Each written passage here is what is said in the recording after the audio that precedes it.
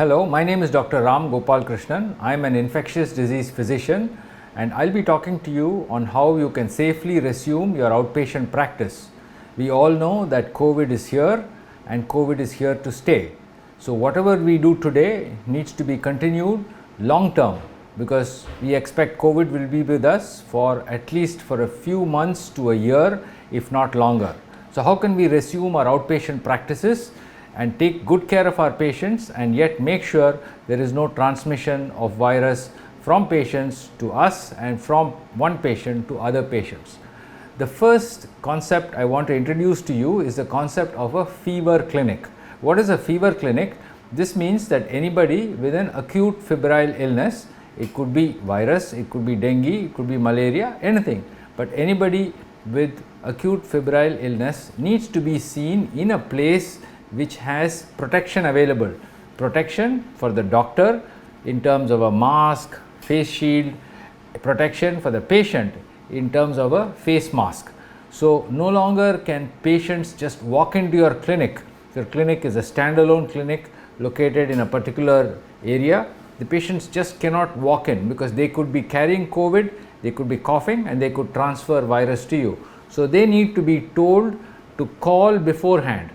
So every single patient that you see, you need to either talk to them, or your secretary or your assistant needs to talk to them, ensure that they don't have an acute fever. If they have an acute fever, they need to be directed towards a place like a fever clinic where the doctor and the patient has appropriate precautions so that there is no transmission.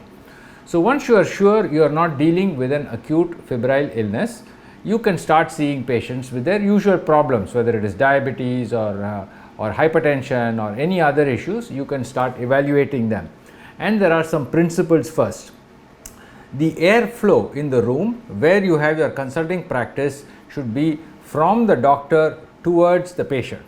So if there is an AC or a fan at the back of where the doctor sits, the direction of airflow would be from the doctor towards the patient and then out. The door or window should be behind the patient.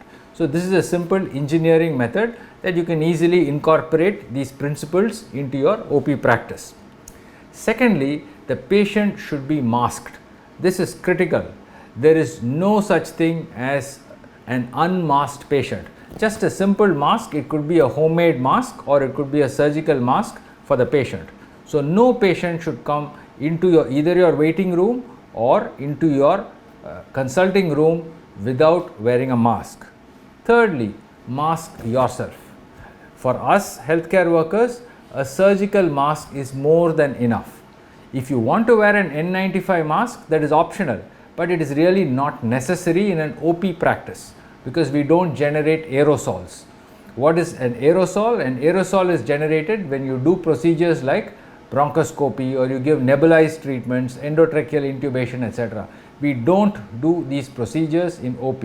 Please avoid nebulizer treatments in OP, so there is no question of aerosol formation. If you have people with asthma, etc., give them a metered dose inhaler with a spacer. So for the patient, a mask, which could be a homemade mask. For the doctor, a routine surgical mask. This is important. Secondly, maintain 2 meters distance between yourself and the patient.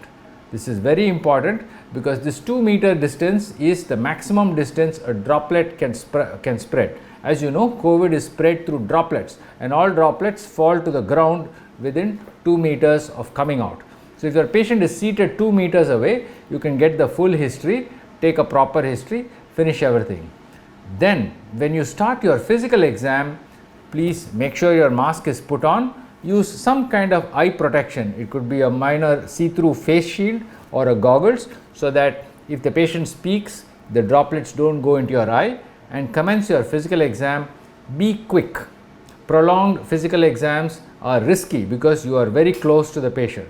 So do a quick physical exam.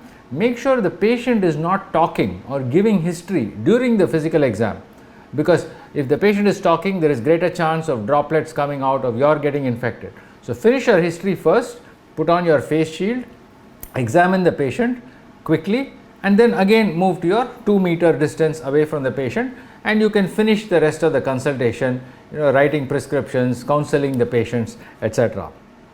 Now, repeated cleaning is the next issue, and the cleaning is in two parts. One is cleaning of yourself, which is basically hand hygiene. Every time you go near a patient, you examine a patient, please use hand hygiene. This could be soap and water, or it could be alcohol based hand rub. And if you are wearing gloves, for instance rectal exam, oral cavity exam, after removing your gloves, it is critical to use hand hygiene. It is not necessary to use gloves all the time. In fact, continuous usage of gloves increases risk of infection because we can't clean our gloves properly. So you don't need gloves for routine examination, abdominal palpation, auscultation, etc. Just do that and use hand rub. If you do choose to use gloves, you have to discard the gloves after every patient use.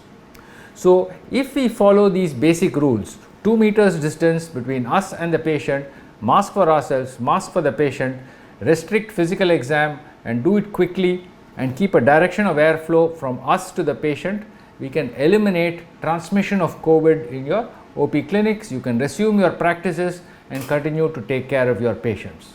Thank you.